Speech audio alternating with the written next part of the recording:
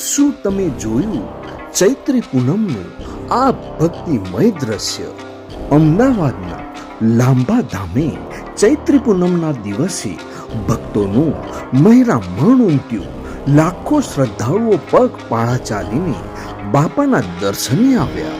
બાળકોના રક્ષણહાર અને મનોકામના પૂર્ણ કરનાર બળિયા દેવના દરબારમાં ચારે બાજુ જય બળિયા દેવનો નાદ ગુંજી રહ્યો છે. સેવા, શ્રદ્ધા અને સમર્પણનો ત્રિવેણી સંગમ એટલે લાંબા બળિયા દેવની આ ભવ્ય ઉજવણી. કળિયુગના જાગતા દેવ અને શ્રી કૃષ્ણના વરદાન પામેલા બર્બરીક દેવ જે આજે લાંબામાં ભક્તોના કષ્ટ કાપે છે. દુખિયાના બેલી અને ભક્તોના રક્ષણહાર મારો લાંબાનો બળિયા દેવ.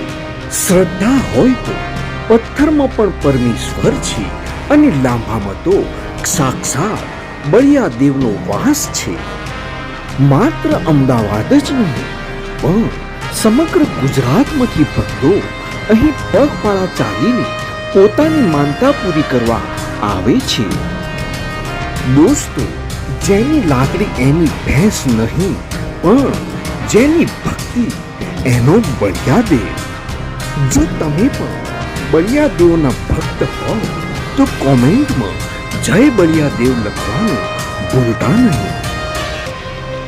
ધન્ય છે આ ધરા અને ધન્ય છે આ ભક્તોની આસ્થા. જય બળિયા દેવ.